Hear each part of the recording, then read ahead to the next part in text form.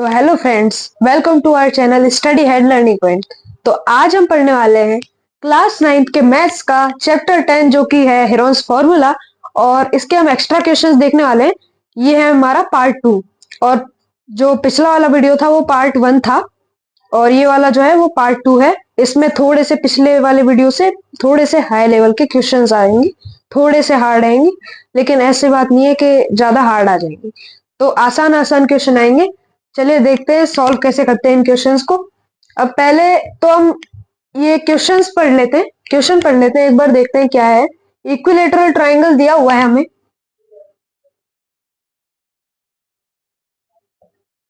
ये रहा हमारा इक्विलेटरल ट्राइंगल और इसकी हमने साइड सिलेक्ट कर लिए ए, तीनों साइड सिलेक्ट कर लिए ए, क्योंकि तीनों साइड्स इसकी बराबर होती है और इसका एरिया में गिवन है।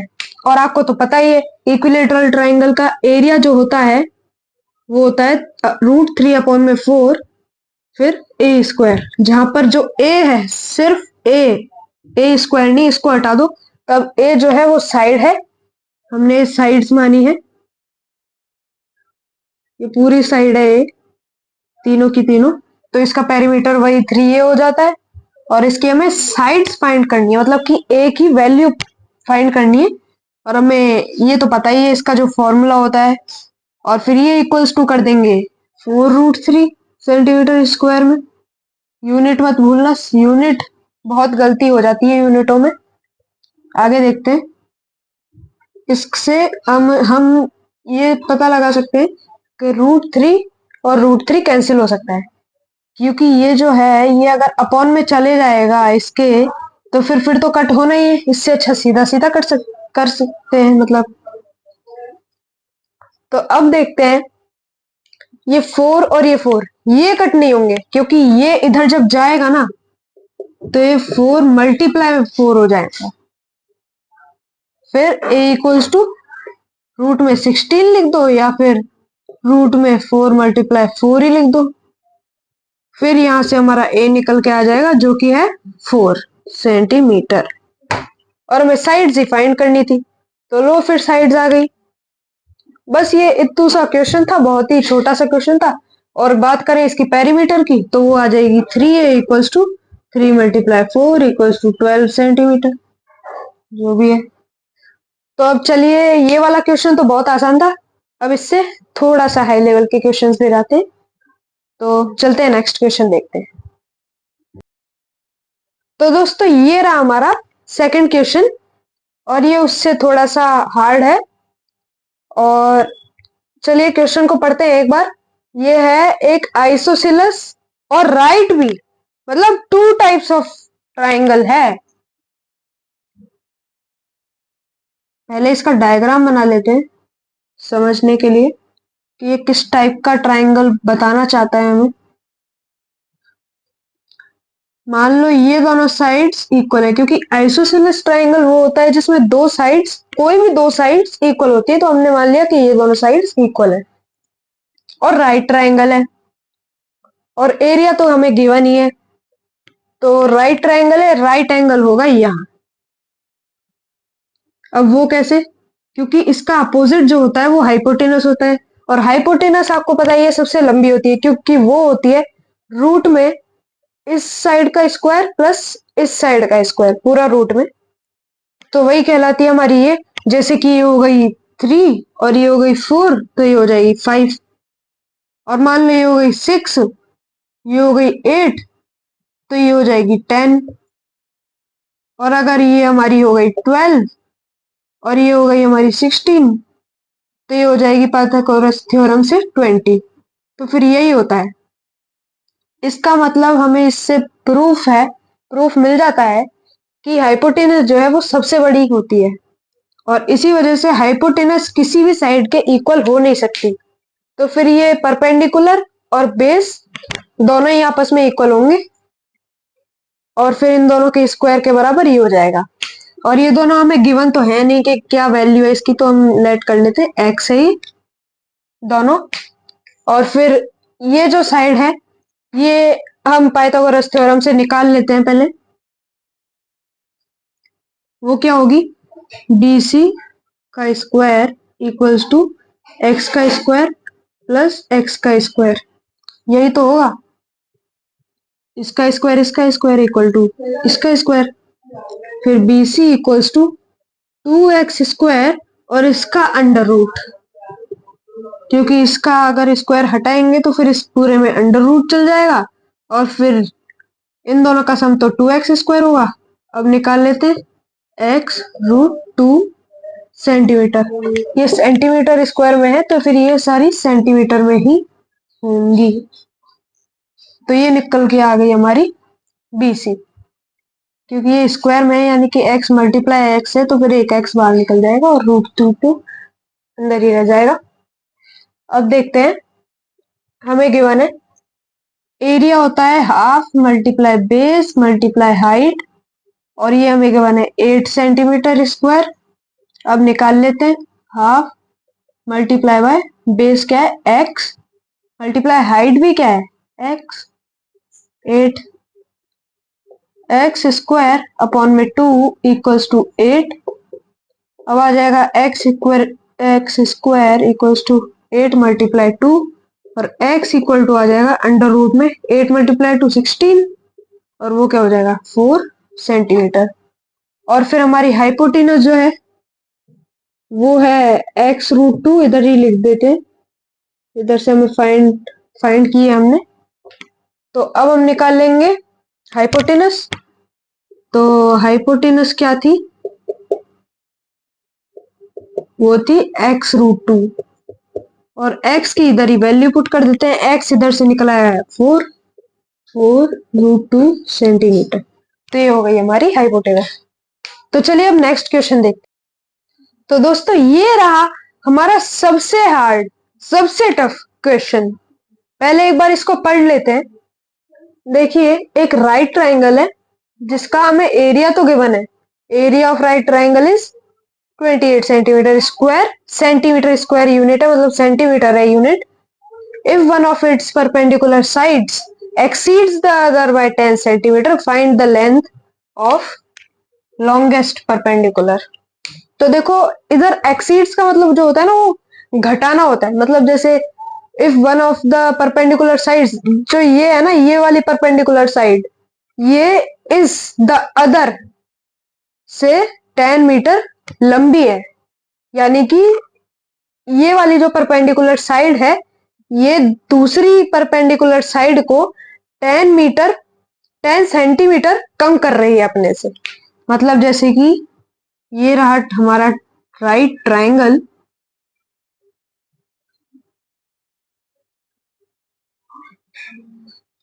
ABC।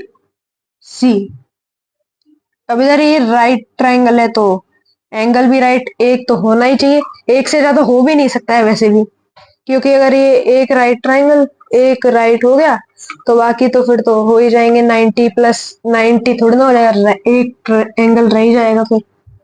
अब इसको मान लीजिए ये x है, x है ये, ठीक है, x सेंटीमीटर है तो फिर ये क्या होगी x प्लस 10। वैसे देखने में कौन सी बड़ी लग रही है, देखने में तो लगभग दोनों ही इक्वल लग रही है, लेकिन शायद दोनों ही इक्वल है असल में तो।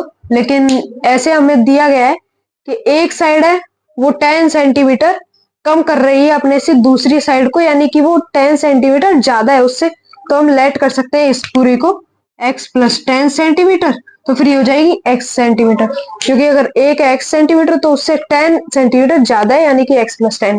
तो ये हमें दे रखा है और हमें एरिया भी दे रखा है। पहले एरिया लिख लेते हैं, area of triangle ABC equals to 28 centimetre square. और अब देख लेते हैं राइट ट्राइंगल जो है उसका जो फॉर्मूला होता है वो होता है half multiply base multiply height, और ये 28 दे रखा है। अब देखते हैं आगे, हाफ मल्टीप्लाई बेस क्या है x प्लस 10, या फिर x मान लो आप अगर ऐसे नजरिए से देख रहे हो तो x मान लेते हैं, x प्लस 10 मान लेते हैं। इसको ब्रैकेट में जरूर से लिख देना, इसको भी लिख ही दो। वैसे इसको लिखने की जरूरत नहीं है, लेकिन इसको लिखने की जरूरत है। x multiply x plus x multiply 10, x square plus 10x equals to half. ये सारे मल्टीप्लाई है तो हाफ उधर चल जाएगा, 28 मल्टीप्लाई बाय 2 हो जाएगा, और x square plus 10x equals to 56। हाँ 56 ही होगा। और ये सेंटीमीटर जो भी स्क्वायर में है, इसको चलो हटा ही देते हैं सेंटीमीटर स्क्वायर को। इतना हमें पता चल चुका है। अब देखते हैं आगे, एक्स स्क्वायर। अब इसके आगे देखो सॉल्व करना तो मुश्किल है, ये क्वाड्रेटिक इक्वेशन बन गई है, इस वजह से इसको सॉल्व करना मुश्किल है। तो हम ऐसे कर सकते हैं, इसको सॉल्व करने का भी एक तरीका है, -56 इक्वल्स टू 0। क्योंकि अगर 56 इधर आ जाएगा, ये सारे प्लस माइनस इसमें, तो फिर ये आ जाएगा -56, और इधर क्या बच गया, 0 मान लो।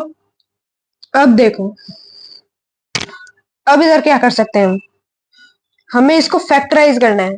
अगर हमने इसको फैक्टराइज कर दिया, यानी कि इसमें ऐसा आ जाएगा कि एक जो भी है वो इधर, और जो भी है इधर, इक्वल्स टू 0 में आ जाएगा। अगर हम ये मल्टीप्लाई में, तो फिर ये डिवाइड में जाएगा 0 के, और 0 से कुछ भी डिवाइड तो फिर 0, और इधर वाला जो है वो आ जाएगा फिर जैसे कि x प्लस 10 मान लो, तो फिर x की वैल्यू आ जाएगी -10, ऐसा कुछ हो सकता है। तो अभी देखते हैं क्या आएगा आंसर में। पहले इसको फैक्टराइज करते हैं। ये होगा फैक्टराइज मिडल स्प्लिट से, मिडल स्प्लिट्स मेथड से। अब इसको फैक्टराइज करना है, उसके लिए एक मेथड भी होता है कि मतलब इसको इससे मल्टीप्लाई करो, लास्ट टर्म को इससे मल्टीप्लाई करो, 56x स्क्वायर, और हमें उसी वो जो है 56x स्क्वायर, वो उन दोनों टर्म्स का जो है मल्टीप्लीकेशन प्रोडक्ट जो है वो आना चाहिए, जो कि हम जिनमें इसको इस मिडल टर्म को स्प्लिट करेंगे। तो वो होगा +14x माइनस 4x माइनस 56। वो कैसे, 14x माइनस 4x क्या आ जाएगा, 10x, और इन दोनों को मल्टीप्लाई करने पर क्या आ रहा है, 56x square, x multiply x 56, और फिर ये 14 मल्टीप्लाई 4, 14 4 जा 56। अब कर लेते हैं, इसमें से x कॉमन आ जाएगा इस वाली टर्म में से, तो फिर आ जाएगा x प्लस 14, माइनस में आएगा, इसमें से क्या कॉमन आएगा, माइनस हमने कॉमन ले लिया है इधर से, और 4 माइनस का 4 कॉमन ले लिया है, तो फिर आ जाएगा x प्लस 14। कॉमन आ चुके हैं, कर सकते हैं x minus 4 x plus 14 equals to 0। अब देखो, अगर हम इस वाली टर्म को इधर लेके जाएं, तो यानी कि ये वाली टर्म इक्वल टू 0 हो जाएगी। एक बार इसको करके देख लेते हैं। अगर हम ऐसा करें तो क्या होगा, x plus 14 equal to 0, x equals to -14। ये माइनस में कैसे आ गई, माइनस में तो कोई साइड होती ही नहीं है, हमेशा साइड तो पॉजिटिव होती है ना।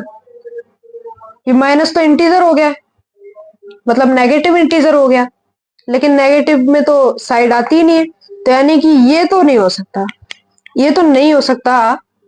इस वजह से अब क्या होगा, अब होगा x माइनस 4, पहले उतना ही लिख लेते हैं, इक्वल टू 0। और अगर हम इस वाली टर्म को इधर लेके जाएं, तो अब आ जाएगा x माइनस 4 इक्वल टू 0, और इधर से हमारा x निकल के आ जाएगा x इक्वल्स टू 4, क्योंकि ये -4 है तो ये इधर आएगा +4 में कन्वर्ट हो जाएगा। तो x इक्वल टू 4 आ चुकी है, यानी कि हमारी ये साइड आ चुकी है।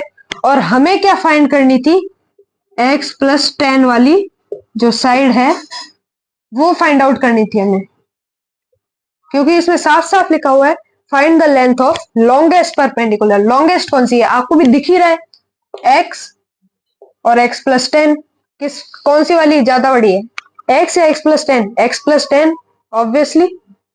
तो अब एक्स की वैल्यू पुट कर लेते हैं। एक्स क्या आ गया है, इधर से 4 आ गया है, सबको दिख रहा है, यहां से 14 सेंटीमीटर आ चुकी है। हम इसको ऐसे भी कर सकते थे कि मतलब इसको -10 ले लेते, तो फिर ये बड़ी हो गई ना, क्योंकि x -10 हो गया प्लस 10 हो गया, ये दोनों कट गए तो x आ गया, यानी कि ये इससे 10 सेंटीमीटर बड़ी हो जाएगी। लेकिन हमने थोड़ी आसानी के लिए पॉजिटिव में लिया है, नेगेटिव में थोड़ा सा हमें कंफ्यूजिंग लग सकता था, इस वजह से पॉजिटिव में आसान करने के लिए लिया था। और हमारी जो साइड है वो आ चुकी है, और इधर से हमने इस वजह से इसको नहीं लिया था क्योंकि ये फिर नेगेटिव में आ जाता। और बस यही था हमारा क्वेश्चन। तो दोस्तों ये था हमारा फाइनल क्वेश्चन, और अगर आपको ये वीडियो पसंद आई हो तो इस वीडियो को लाइक और चैनल को सब्सक्राइब कर देना, और अपने किसी दोस्त को शेयर जरूर कर देना, उसकी भी मदद हो जाएगी ऐसे एक्स्ट्रा थोड़े से टफ लेवल के क्वेश्चंस को पढ़ के, वो भी थोड़ा सा टॉक कर लेगा। तो चलते हैं, मिलते हैं किसी और वीडियो में, बाय।